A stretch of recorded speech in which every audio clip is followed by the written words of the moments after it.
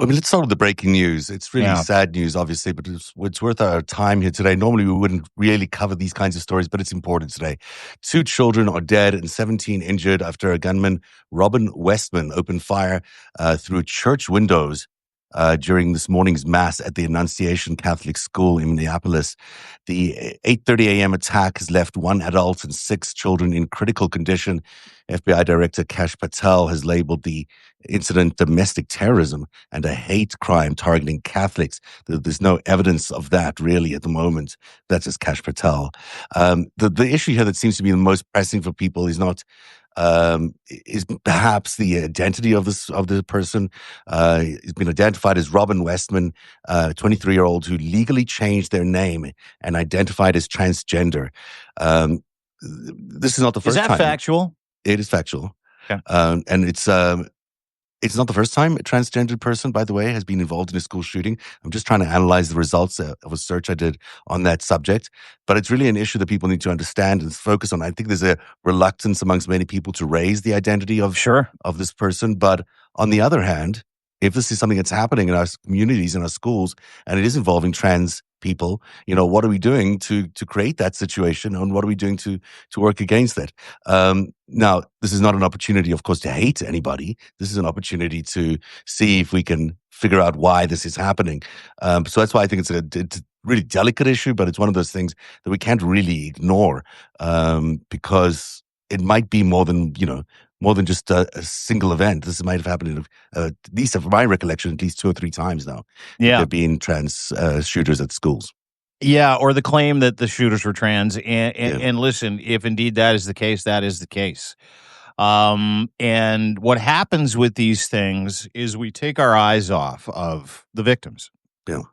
We then want to go and rush to judgment to sort of solidify an ideological position or a cultural position that'll resonate with however many followers we have, or our church groups, or our friends, or people that like to retweet, subtweet, restack, substack, all the other shit that comes with furthering your social media profile. And before everybody rushes to judgment, and I love what you said. Hey, listen, if this is happening and this is the second or third incident where a trans person has committed a mass shooting, obviously, and I like to shy away from those stories, but this is not one you can shy away from, because you're going to see every side try to use the murder of young children and shooting of 17 other kids and adults just sitting in a church service doing mass to their cultural and ideological whiplash advantage. And I would encourage everybody to just wait with empathy for the victims. And it might be very, very difficult for a lot of people. But let's just add some context. America has a gun fucking problem. There are 600, not 400. I found this out the other day. Closer to 600 million guns in the United States of America. Wow. I watched the video of Robin Weston's manifesto. It's 10 and a half minutes long. I don't know if I should publish it. No. It's largely, I've even consulted terms of service at Substack. I'm like, should I publish this? Because you need to listen to the crazy. That man is fucked. Or woman, however this person identified, is fucked. Deeply, what was in that? Can you tell me a little bit more about something? He starts by opening up this manifesto of a bunch of little pieces of paper that he's written on, and he mumbles and he sings, and then he grabs a whole bunch of bullets and he pours them onto the manifesto in the bed.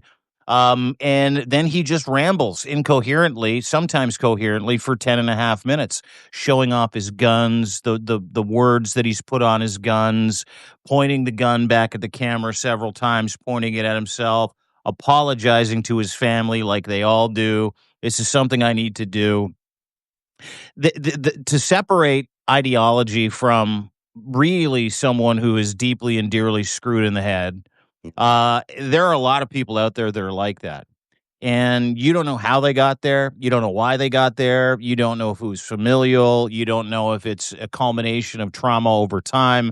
You don't know if it was isolationism and literally mainlining radical information from what site. We don't know those things. Yes. So I would ask everybody watching and everybody listening to refrain from trying to weaponize this against any group, any person, any Minnesotan, because what happened today is something that happens in America every single day. It probably happened in 4 or 5 other cities across the United States. What am I talking about? I'm talking about a mass shooting by a psycho. And this is not There's something that 4, I is think, in Minneapolis in just 24 hours. 24 hours, mass shootings. And the only one we're talking about is the one where allegedly the shooter was trans. And so what they're going to try to do, if I know the Trump administration as well as I know them, Well, they're going to try to create a list or justify this as that list of trans people and database of trans people, because they're now, if you believe what Kash Patel said, going to look at them as if they are mentally unwell terrorists in the United States because one person misrepresented one group. I'm so glad you mentioned that. I have been pointing this out for maybe 2 or 3 years now, that part of their strategy has been this idea of this trans liberation army, this idea of creating a fake but a real trans liberation army by sort of militarizing the trans community, using all the suppression and other things to sort of create a subject that we could all hate and vilify. And this is part of this broader strategy to sort of play with people's minds as they accept authoritarianism, but creating this enemy, this other enemy, is so important to them. And for a few years now, this idea of the Trans Liberation Army has been sort of percolating, which is basically trans people fed up with being discriminated against, tired of being isolated, using their weapons and that they might have acquired, or their military training. A lot of people coming to the military might be trans, to sort of start taking action against the society, in against fascism, against whatever, against discrimination. That is a very troubling idea when you look at these. This is now the 4th incident, by the way, Oh, involving that's a the first trans I've heard person. of it. That's fascinating. So your suggestion is that there's some kind of operation where they're Yeah. trying to militarize and radicalize trans people to justify what their goals are in terms of kettling or demonizing or militarizing against the trans community. Absolutely. That's one of the reasons why there's so much discrimination in their Wow. policies.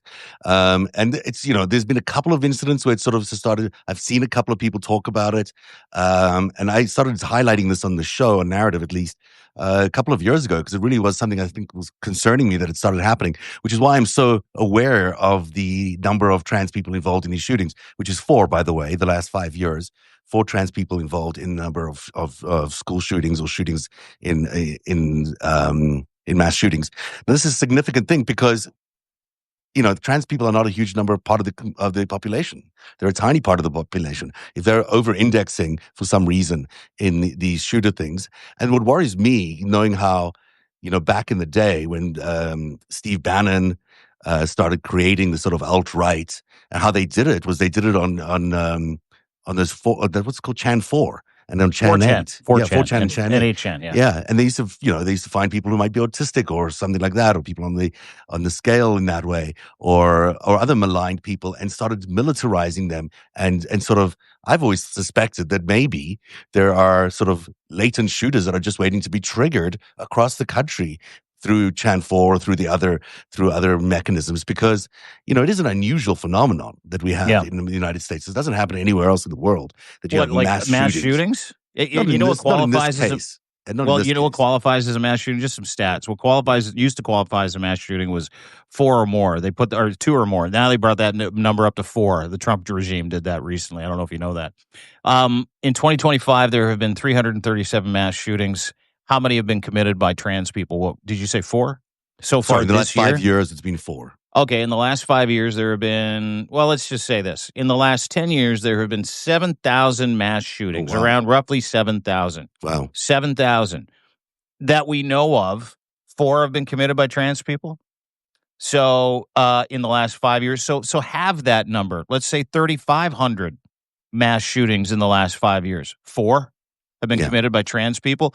And I am telling you right now, the Trump regime, MAGA, the Christian lobby group, they will take this, they will literally take this and use this to torture the trans community. Absolutely. Absolutely. This is going to be a way for them to firstly ratchet up all their other anti-LGBTQ efforts, including they were announced the other day a trans registry that we put on the show here. So, they Doesn't are. this justify a trans registry in That's your what mind? they're going to argue. They're going to argue this is a mental instability. Therefore, Yeah. they need to keep a registry. Therefore, they need to put them in camps. Therefore, they need to, label them terrorist groups. And when you go from there, you go, well, maybe it's not just the trans people. Maybe it's the LGBT people or the LGB people who are also Let me on their help way you. to being trans. Let me And, help you. and yeah, Let me help you. Let me help you with this. And someone just put it in the comment section. And I think this is the most important aspect of every one of these shootings. Trans, straight, guy, girl, old guy, yeah. fucking alligator with opposable thumbs, doesn't matter to me.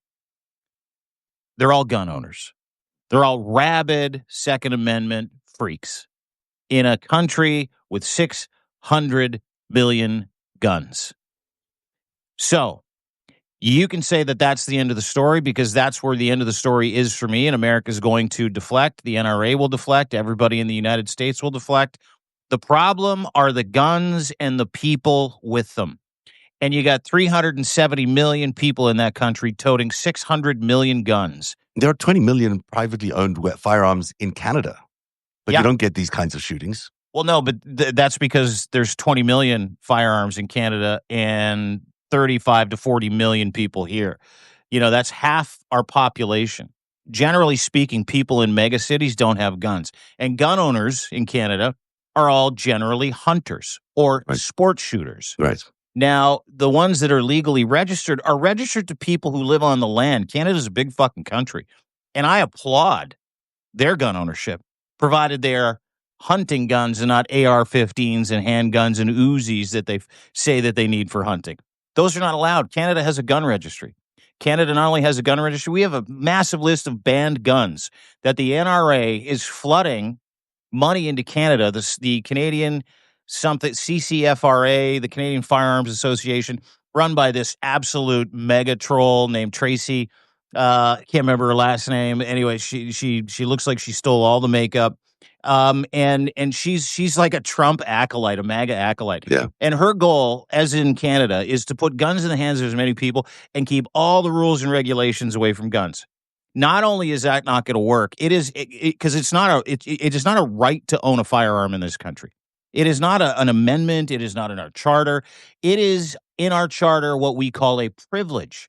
And if you abuse the privilege of that firearm, not only do you get all your guns taken away, you are never allowed to own one again. And if you do, you will go to jail for a very fucking long time. So That is very different. That makes a difference. But I think that there's something else that's going on because 20 million guns is a lot of guns, and you don't get these kind of shootings. So for me, there is something happening in the American zeitgeist, whether it's disinformation, whether it's psychological operations or something else that's triggering or causing people to be so much more violent in this way. And I think it's unique to America. I don't see these stories coming up with such regularity from anywhere else in the world. And there is something very peculiar about that. I know in the last year of the Biden administration, they put together a task force to identify exactly what it was. Because in each case, these things are normally the police officers or the state police take care of the incidents. There's no centralized, sometimes the FBI joins in, but there's never been really a centralized look at why these mass shootings are taking place.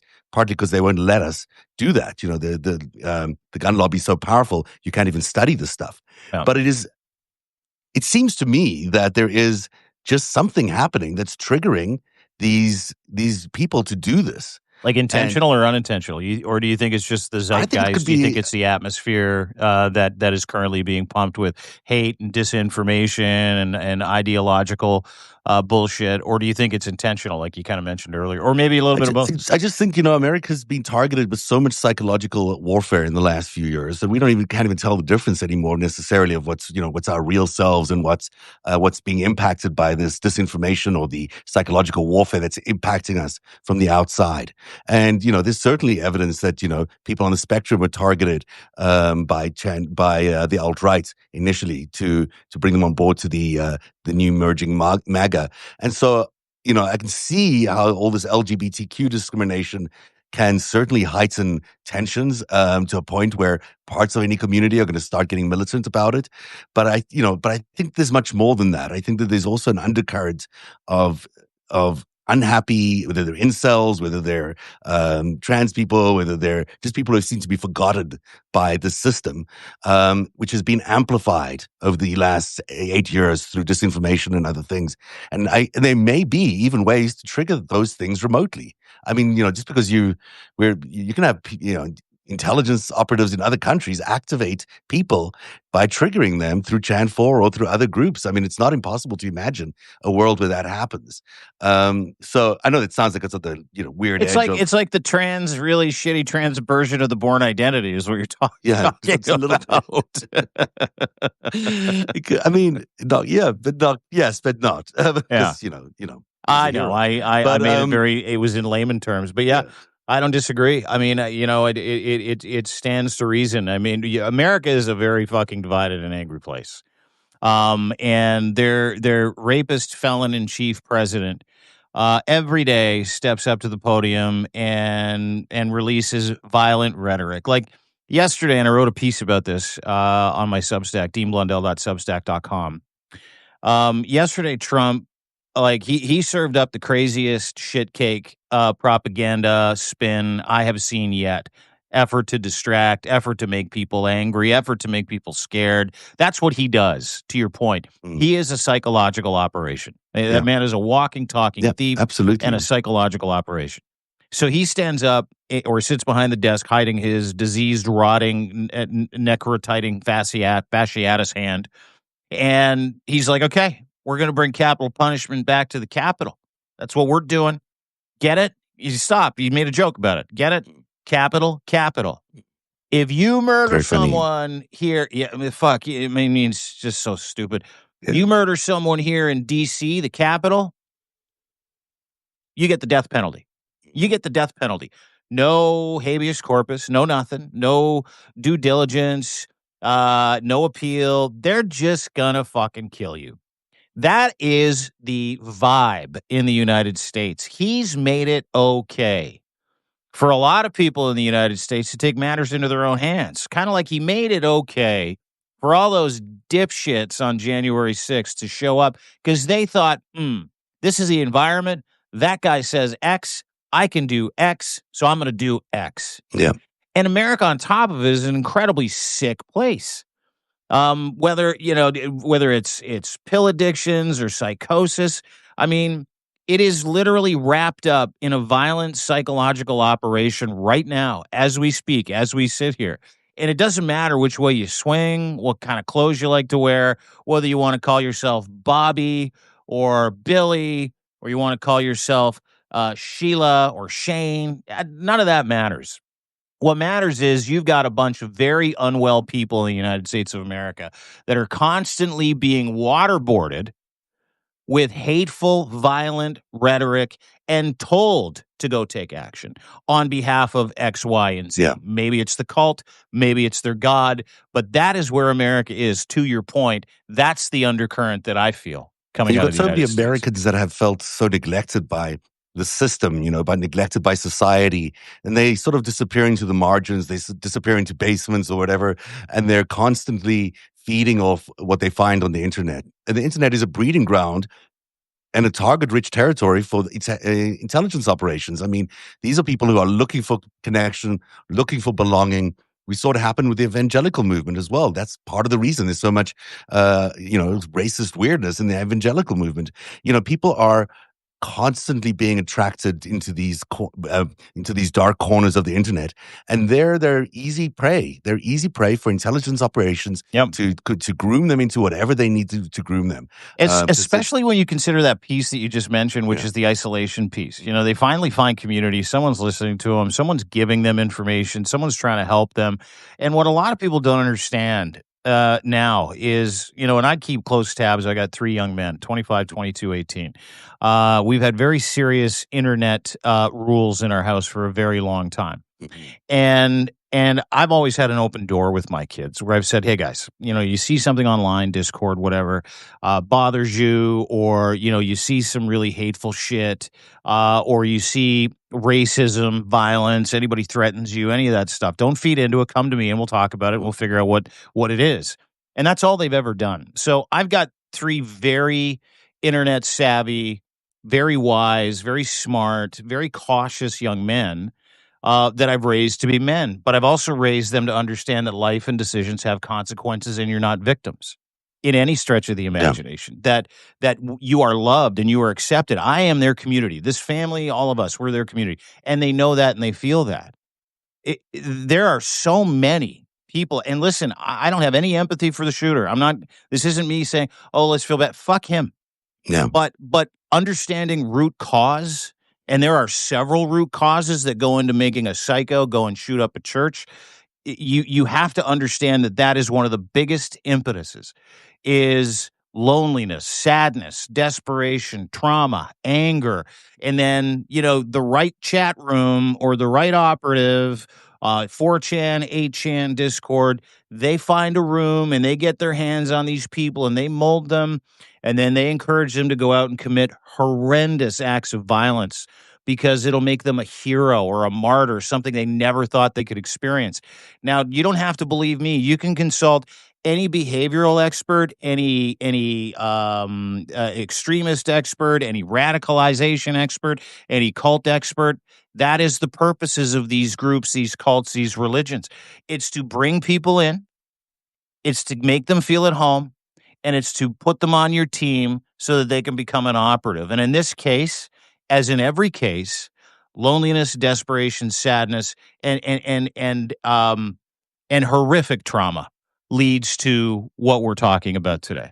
It is so well said. Can you look at those stats again? I don't know if they break down in terms of schools shootings for last year and this year. Do you have that? It's a I have it topic. here, but I've got. So I'll tell you what I think I'm seeing here. I don't know if it verifies in what you're looking at, but the U.S. had 83 school shootings in 2024.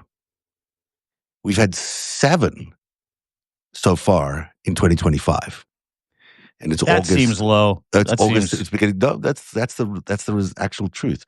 So I think that's right. I hope that's right. But it says, yeah, 7th school shooting this year across 7 states, and so that's a incredible drop.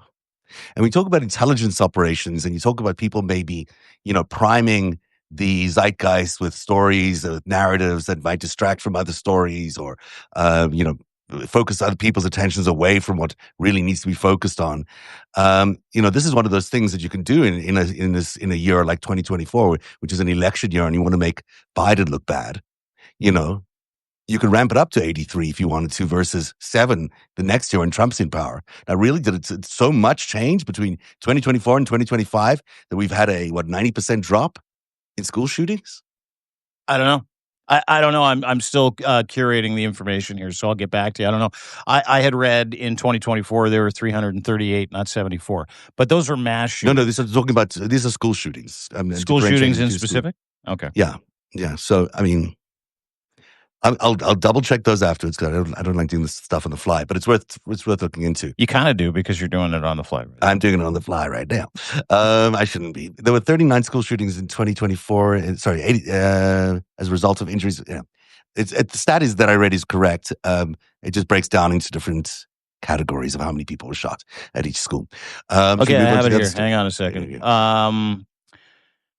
Depends on the definition, but K to 12 shootings with injuries or death, Education Week, 39 incidents in 2024. To your point, 39. Okay. Any gun was fired or brandished or a bullet hit a K to 12 school property, K to 12 school shooting database. There were 330 incidences of people brandishing or shooting into or at schools. Okay. 330 times, where there were a death or mass deaths, 39 in 2024. Okay. Gunfire on school grounds, K to 12, at least 219 incidents on 2024. So what I'm looking for is here is an 83 reported school shootings in 2024, but that is defined as where a gun was fired on school grounds, regardless of whether anyone was injured. Yeah. So I got 83. Do you get the same number there? No, 39 that led to death and 330 where a gun was 39 that led brandished. to death, but Yeah. 83 where there were shots is what they're saying here. Are we doing So I guess research it's the way I live on define. the Substack, on the FiveStack Live? We're doing some like You on know, the we fly can. research. It's an important story. I think people really care about this stuff, and I think there has been a drop. Whether you're seeing it just in the stats, or whether you just see it as a journalist covering these stories. Last year was one of the highest on record, and then this year has been not that big until now. So what is driving those numbers? Like it's so unusual that you'll get these ginormous swings year to year. Is it who's in power? Is it the way we're looking at our culture in different years, or is there potentially people misusing our freedoms to militarize people, to trigger them, to groom them into people who might be operatives, who might be willing to pick up a gun and shoot a school? Number 5 on the countdown. That was a really, really good bonus 30-minute deep dive into a breaking news story, ladies and Yeah, that gentlemen. was really interesting. Thank you for that. In Ukraine, Ukraine has confirmed that Russian forces have entered the Dnipropetrovsk. I can't even say it. DNIP. Dnipropetrovsk. Dnipropetrovsk. Thank Yeah, you. you're welcome. Region for the first time, opening a new territorial front. This is a big deal because we're noticing that Trump is completely stepping away from any attempts to help Ukraine. We're also noticing at the same time that the peace efforts that he promised would achieve some results are not exactly achieving any results at all. At the same time as all this is happening, Germany is taking historic steps towards reinstating military conscription. That's a very, very big deal. Germany's cabinet approved requiring all 18-year-old men to fill out military fitness questionnaires starting next year, with mandatory physical exams by 2027. Chancellor Friedrich Merz held the first defense ministry cabinet meeting in 30 years to approve the measure. And he cited Russia's ability to attack NATO territory within a few years. I mean, we are, as we spoke about yesterday, continuing to edge towards a war. And as Trump pulls away from Ukraine and Canada steps in to help Ukraine, it's going to be a very difficult battle to keep Ukraine free and democratic and part of the West. And this announcement by Germany is a significant change. Yeah, I'm glad you brought this story to the FiveStack today because I'm going to parallel that story, that preparatory story, how Germany is preparing for war. That's what that is. They're preparing for a war. If you think that they're just doing this just to make sure, Friedrich Merz and the German government know things we don't. Kind of like Mark Carney knows things we don't. Yeah. So let me talk about what Mark Carney did yesterday. Lands in Riga, Latvia, where Canada has control over a 3,500 person deterrent brigade in Riga, Latvia, at Adzai Air Force Base, just outside of Riga, for one reason and one reason only: to plan and prepare to fight Russians. It's the only reason that they're there. They've been there for a couple of years. Now, what did Carney do when he was there? He extended it for 3 fucking years. Okay? Now, when you consider the fact that Canada has control over a 3,500 person assault unit, a brigade of highly trained Army, Navy, Air Force people in Latvia bordering Russia to act as a deterrent, then when you consider what Poland's doing, very similarly, what Finland is doing on their border, how they're not only militarizing their border, they're putting a massive no-go zone between the border, 800 miles between the border of Russia and Finland. And then when you consider this conscription announcement from Friedrich Merz, ladies and gentlemen, they know things we don't. Okay? This is a very important point. You can't look at one incident and go, "Well, they're doing that. Maybe they're preparing for that." They're Carney's. And by the way, Carney not only he's going to flood those European Union nation states that he visited with Canadian armed forces. This is also part of the agreement. Yes, you heard it here first.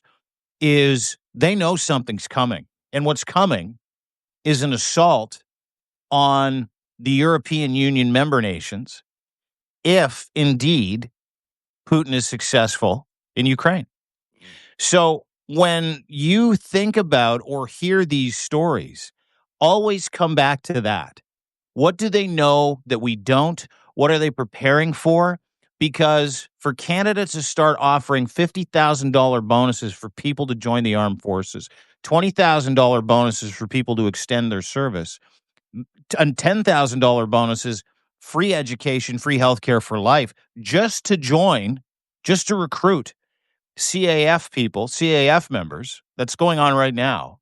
Wow, I didn't realize that. That's a big deal. Yeah, I mean, incentivization to be able to recruit and build Canada's Army and Navy, which is 100,000 strong, 150,000 strong, to like 5, 6, 700,000 people.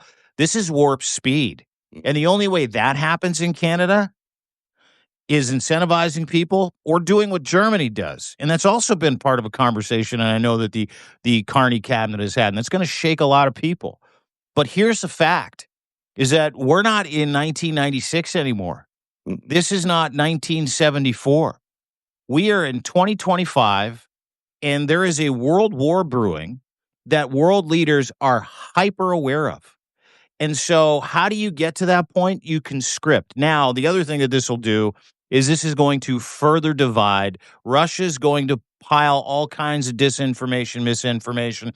You don't want your children to be sent, which, by the way, Grok outed that whole psyop. If you're one of those people that's like, yay, support for Ukraine, and you get a tweet back going, would you send your child to the front lines? It's all bullshit. It's all this psyop. It's all disinformation, misinformation, trolling bots from Russia, MAGA, India. So we've already looked it up. I'm going to put a post up about it a little later on, either today or tomorrow, on our Substack. But you have to understand that this is a very fucking serious time. These people to conscript, like to tell the people of Germany, Canada, any other country, guys, sorry, when you turn 18, you're going to have to go to a recruiting office.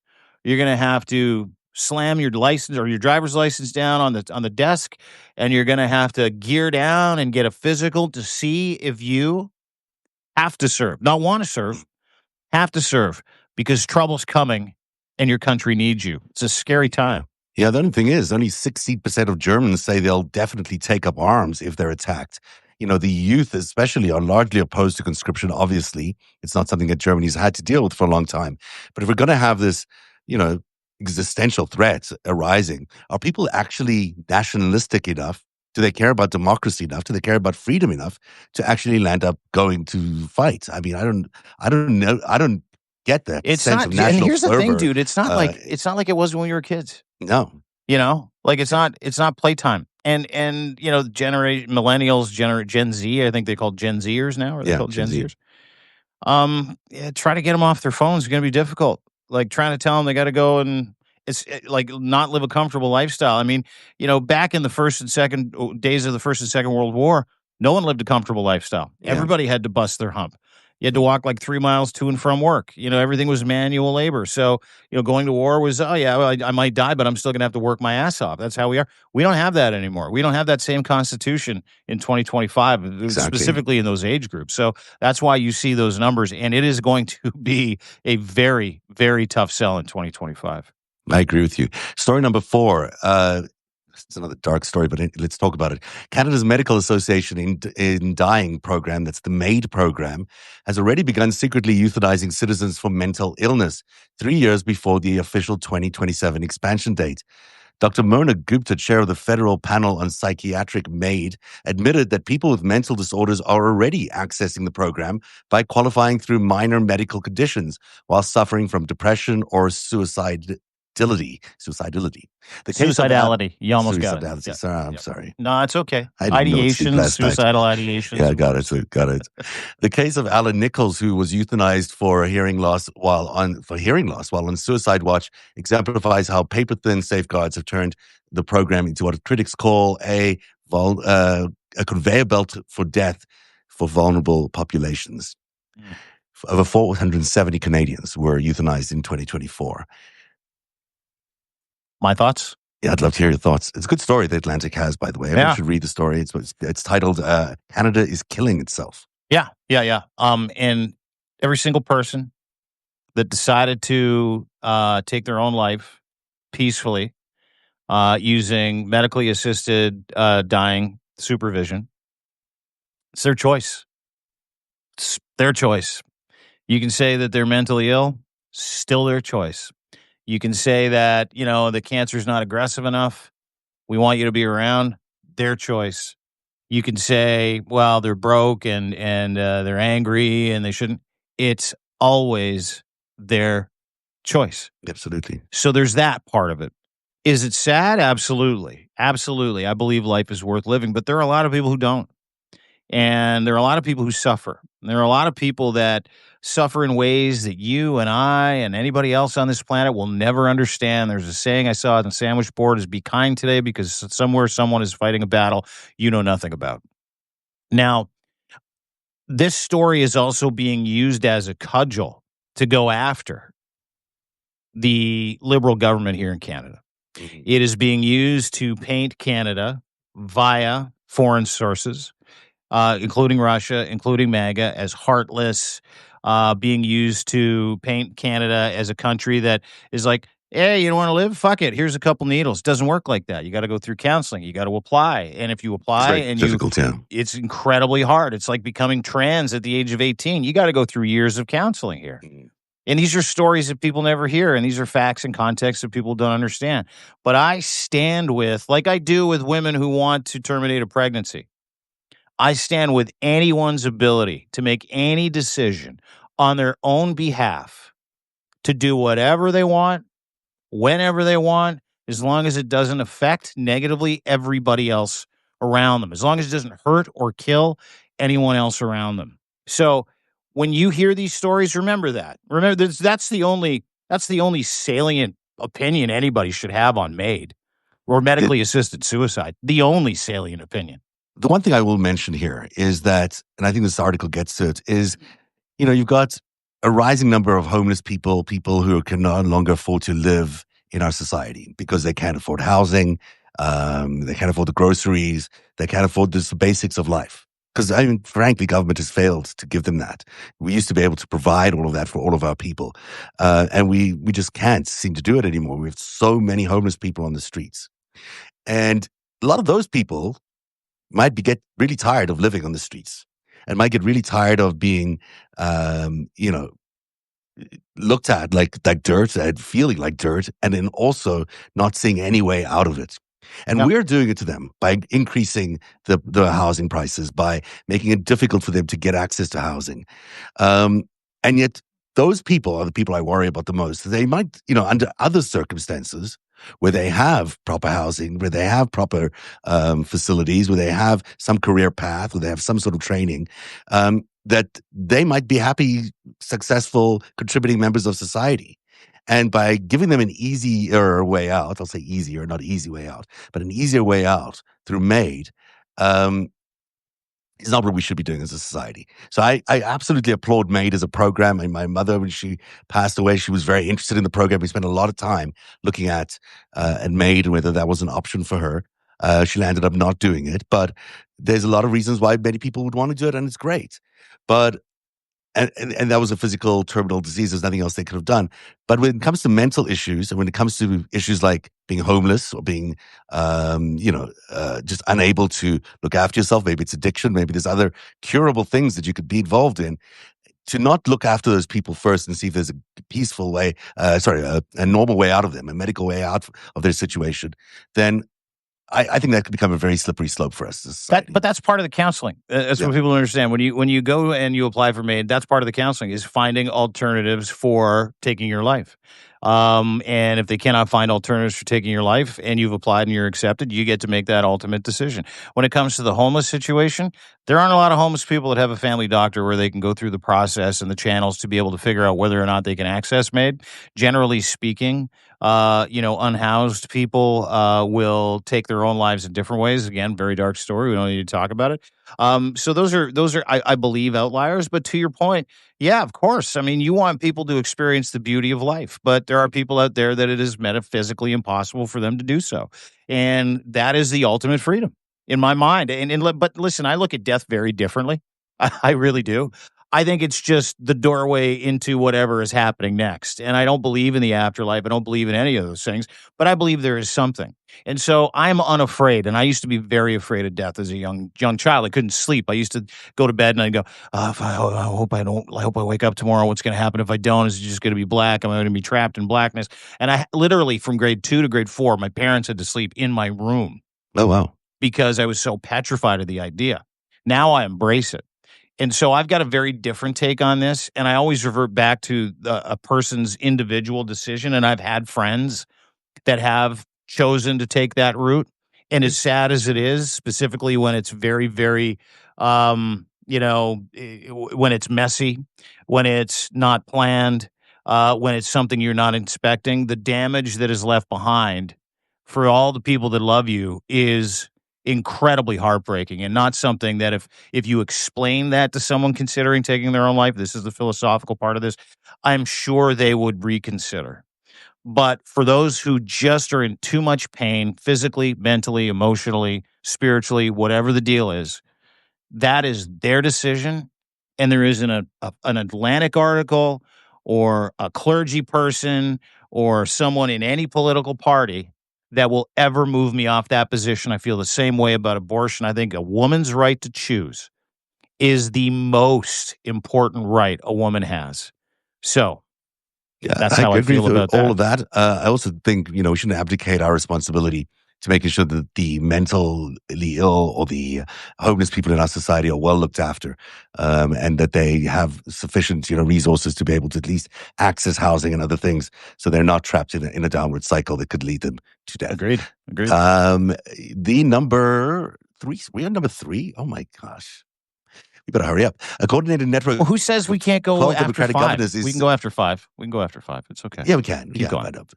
All right. So this is number 3 story. A coordinated network of 12 Democratic governors is implementing what's being called soft secession. We spoke about this yesterday, using constitutional federalism to block Trump's attempts to federalize local police and state services.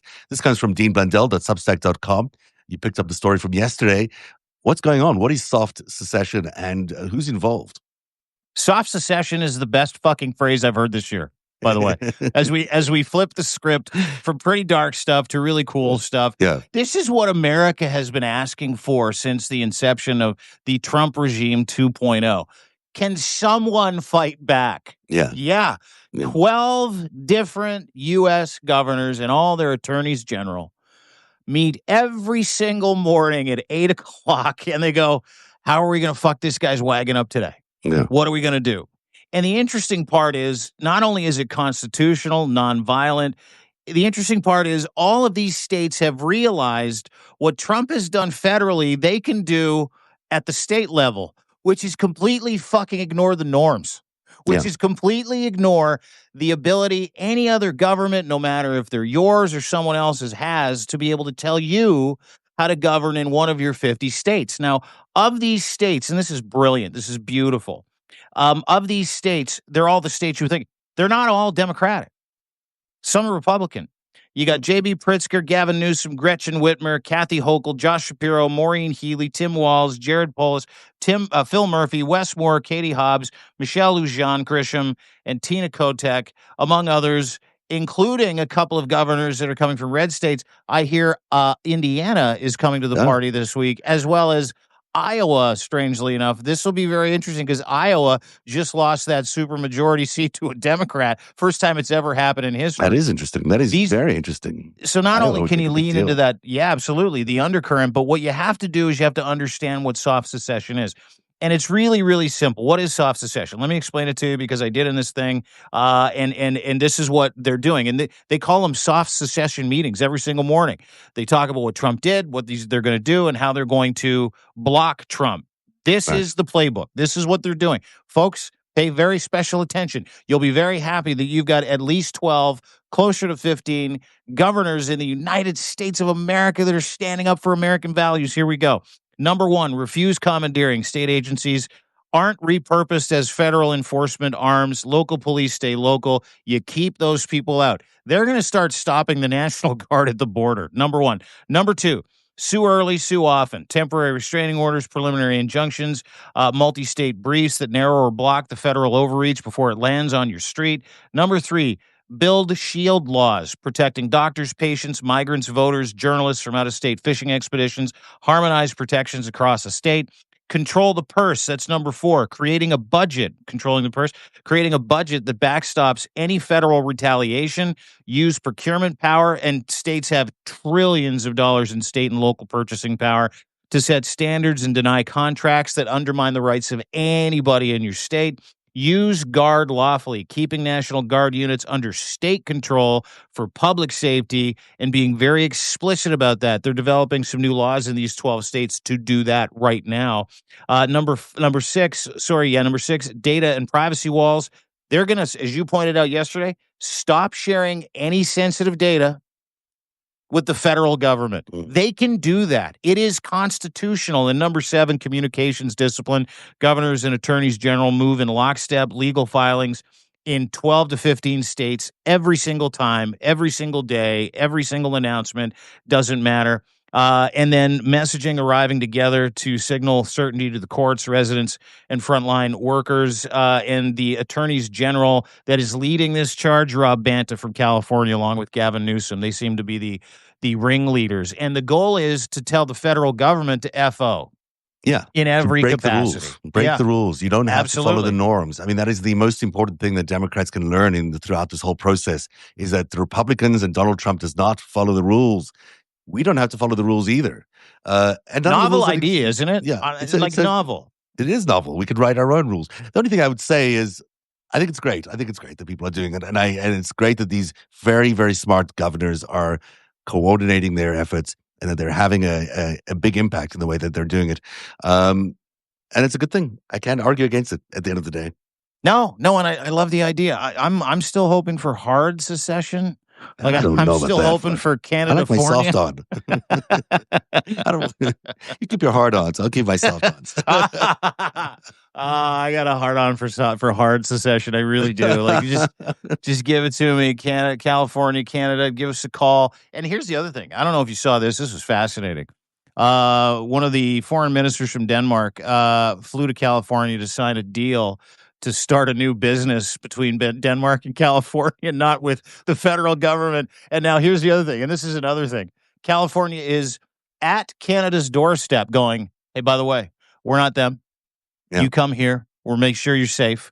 We'll give you all kinds of benefits. Come to California. So California is literally acting like their own country right now anyway. And they can. I mean, they're big enough and they've got the muscle to do it. I mean, there's such a huge economy.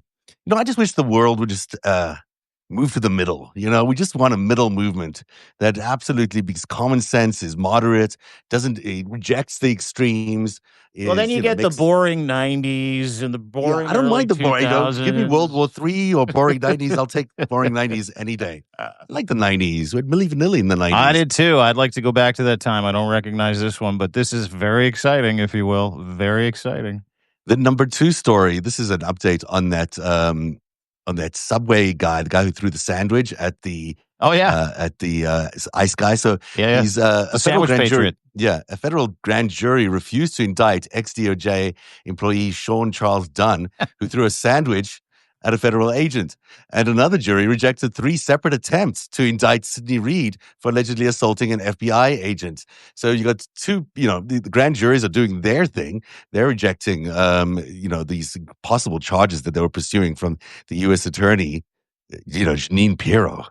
It's crazy. Can't believe we're saying those words of that name. But that's interesting. But it's also interesting that Donald Trump has been trying to institute what he calls a capital punishment, death penalty in the capital for any murders that are committed. So you've got the president going one way in terms of crimes. You've got grand juries going completely the other way. Yeah, it worked, right? The courts worked. I mean, Trump has this amazing ability, though, and I will say this, to turn distractions and pure theater into policy. Right. Yeah. That's what he tried to do with yesterday's announcement that he was going to murder all the murderers. Like it's just so fucking stupid. We're going to kill all the killers. We're capital punishment in the Capitol. Get it? Capital punishment in the Capitol. Everybody get my play on words. I still got it. Saturday Night Show starring Donald Trump. And this is when I heard that story, and I went and watched the video of this guy from the DOJ with the sandwich in his hand. He's wearing a really nice Hawaiian shirt. He's clearly in his cups. Had a couple of cocktails, which hey, everybody does. Apparently, he got mouthed off by this ICE agent, and then he turned around, started mouthing off. The ICE agent said something back to him, and it's on. The sandwich leaves the hand, and it hits him in his Kevlar vest, and it gets mayo and some lettuce on it. And they chase this guy down and beat the wheels off of him. Then they arrest him. And then Donald Trump, just to fucking make an example of him with his ditzy, airheaded, like luggage looking Pam Bondi attorney general. It's like, if you spit, we hit. We're going to come get everybody. That guy just got fired. And we're going to sentence him to the harshest jail sentence of all time. That's a very good You can't. You can't, and you didn't, and you tried because everybody laughs at you. Everybody laughs. I laugh every time they're like, we're going to enforce the law at the highest levels. We're going to do this. The guy threw a fucking sandwich, and your boss is a 34-time felon and an adjudicated rapist and draft dodger and a thief and a con man, and you're going after the fucking sandwich guy. It's such an important point. I mean, the guy was convicted and got away with so many things, and then gets away with all these prosecutions for his crimes, which included treason. Yeah. Like absolute treason, stealing secret documents, classified documents from the White House and storing them in his garage and his toilet. I mean, it's just like, what is going on? And then you've got these guys getting, murder charges or assault charges because of a sandwich. Yeah, think about that. Guy's an adjudicated rapist in the White House. He's a 34-time felon. He's got 26 credible sexual assaults to his name. Yeah. He's been convicted of fraud, ordered to pay $500 million for it. He's been convicted of and found guilty of so many crimes and settled so many lawsuits with so many people. And he stands up there, and his administration's like, we're fucking law and order here. Yeah. We're going to get the guy that threw the fucking sandwich at an ICE agent's Kevlar vest. And I can tell you this, he got tomato seed shrapnel in his beard. So we're going to get him. Like America is hypocrisy. It is fucking wild to me. It is wild. I mean, look, I've been researching this guy a lot lately, and he has been a money laundering front for Russian money for decades now, for like billions and billions of dollars. That's all he's been. He's otherwise not existed.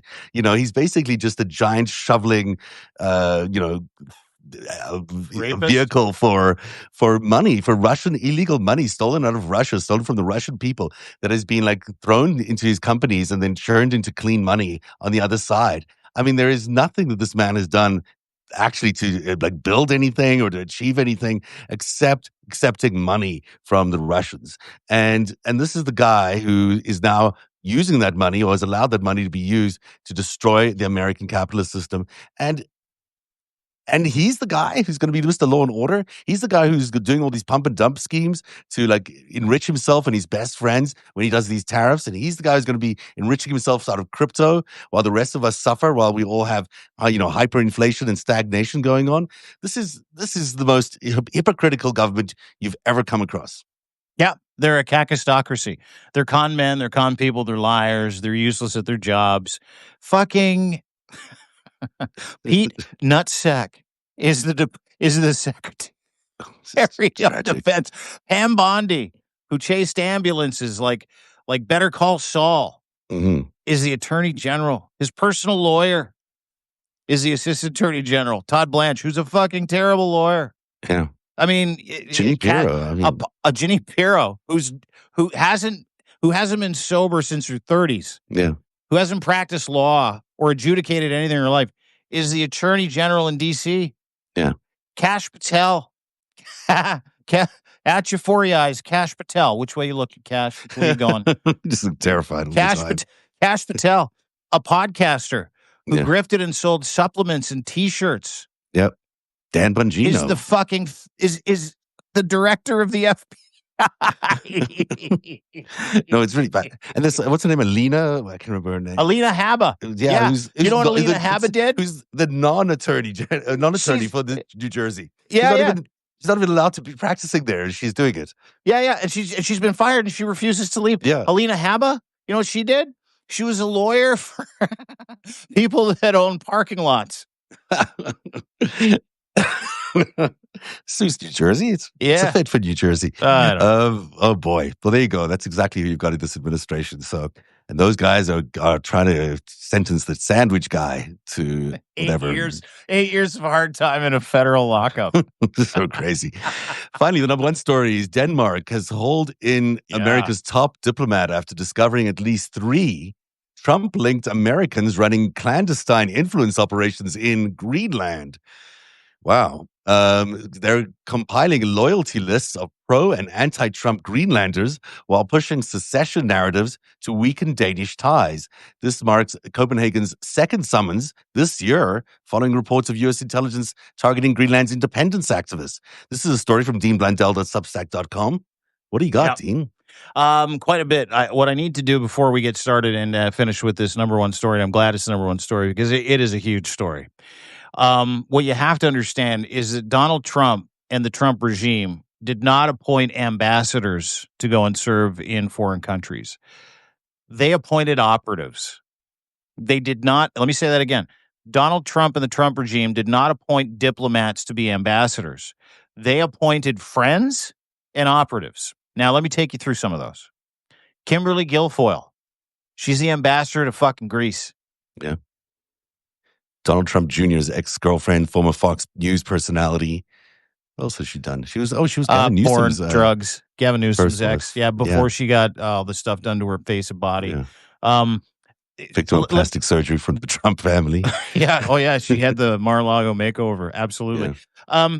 Let me again. Woody Johnson, owner of the New York Jets, really good friends with Trump. He's the ambassador to England. He knows nothing about it. Yeah. Let me take you to another one. This is a good one. Here in Canada, we have this dickhead named Pete Hoekstra who got kicked out of the Netherlands for trying to organize far-right rallies with the far-right leader Geert Wilder. Yeah. In the Netherlands. Yeah. He got kicked out. They're like, fuck, you got to leave. You can't do that. That's called espionage and foreign interference. Same guy who came to Canada and is now running around doing interviews with far-right podcasters like this ditz named Jasmine Lyonnais, doing interviews with far-right podcasters going, Canada started the trade war. This is unfair. It's all Canada's fault.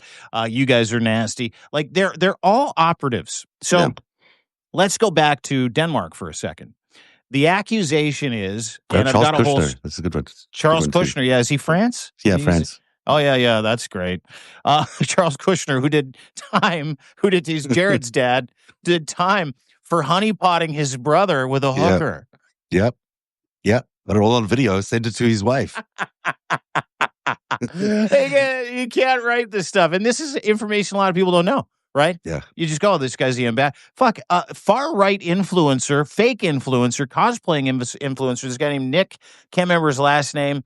He was just named the guy that was like, I'm banning M&Ms because they're too woke. They've got too many green ones in them. Remember that guy? Yeah, he put out a whole bunch of tweets. He's like, my wife's job is to go and get me wings from Hooters while I watch rugby. Like that. He has been literally named by Trump to be the ambassador to fucking Malaysia. No ways. Really? Oh yeah. So they're all operatives. Just keep that in mind. Yeah. Get to Denmark. Since Donald Trump's effort, and there's a U.S. base in Nuuk, I believe, which is just outside of, I'm going to say it wrong, and it's going to sound real, Pitifik or Putifik. I can't remember. It's a little like that. Yes. Small. There's a base there called the Space Base. If you remember, J.D. Vance showed up with his wife. They're freezing cold. No one was there, and they made such an ass out of themselves and insulted the people of Greenland and Denmark so badly that the base commander, this lovely female base commander, apologized to Danish officials, Greenland's officials, and was summarily fucking fired the next day for it. Yeah. So what happened is after she got fired, they flooded the zone. They sent a whole bunch of operatives to not only organize rallies, take names, but to spread a bunch of money around. Give people money for businesses, give struggling businesses that had influence with the government money. And the entire goal was to secede. And keep in mind, these are not people that are loosely attached with Donald Trump. They're attached to Yeah. Donald Trump. And those names are coming out. And so Denmark owns Greenland. It's Danish territory, has been for hundreds of years. If you know anything about world history, Nordic history, you should read up on it, read why. Um, but the long ass short version of this story is that they got caught red-handed because he hires dumb people, dumb operatives, stupid idiots that spread money around and start talking about how cool they are and how important they are because he hires people in his image to go and do that job. All three of those people have been picked up and are currently not just held in custody, but all three of those people are currently being deported from Greenland. And the ambassador from Denmark had to summon the U.S. ambassador to Denmark, who is also an operative, and they're having a very stiff conversation. What time is it? They probably already had it. A very stiff conversation, and Denmark is said to be making some decisions. They're also consulting with NATO on Article 4. I was going to ask about that. I mean, it's not really allowed to be doing this kind of stuff, No, right? It's no, not. you NATO does can't. not let you do this. No. Article 5 is like if you get attacked. Article 4 is if someone's trying to fuck you over in your country and it's from your own organization, NATO, then there are very fucking severe consequences. So, would encourage everybody to go and read that story. It gives you great context, kind of the players, who they are, what they're doing. If you go to deanblundell.substack.com, where you can get 50% off your annual subscription for life till the end of the month, but free page, share that story with anybody. It doesn't matter to me. It's a great story, and it leans into the Trump's cackerstocracy, how terrible they are, even at fucking spying in Greenland. All three of them got caught. Like, it's unbelievable. But it's really important. There's a couple stories about Pete Hoekstra to remember that Donald Trump doesn't have ambassadors in these countries. He's got operatives. Very important to remember. Very important to remember. Great story. There's lots of good stuff on deanblundell.substack.com today. Everyone should check it out and subscribe. On narrative.org, I've got part 8, so chapter 8 of The Greatest Heist. We go into the year that Robert Maxwell died and how Russia used him as a vehicle to move a lot of money into the capitalist system to upend capitalism, which is how we got to where we are today. So that's at narrative.org. Tomorrow, we'll be back at 3 o'clock at the right time. Well, it's up to you. You told me you wanted 4 today, and I'm cool with 4. I thank you for being so accommodating. I was up all night writing, and I just needed a little nap, so that's why. Just to be completely honest, you pushed our time with our friends here, hundreds and hundreds of people for a nap. Not because I was actually not functioning. I'd been up for 24 hours writing the story, and I was like, I can't actually appear in front of you and everybody else. You had butthole eyes. Incoherent. Yeah, you had butthole eyes. Yeah, I was just like butthole eyes. Butthole eyes. Yeah, it's when your eyes get all sunk because you're so tired and they look like buttholes. Yeah, I mean, I couldn't even I was just exhausted. I was yawning every second. I would have been a disaster on the show. So the little nap was worth it. Thanks everyone for letting me do that. Hope you enjoyed the chapter 8 of The Greatest Heist. And we shall be back tomorrow at the regular time. Good to see you, Phil. Good to see you too. Talk to you soon. Thanks for joining us, guys. We'll see you tomorrow. Cheers, everybody.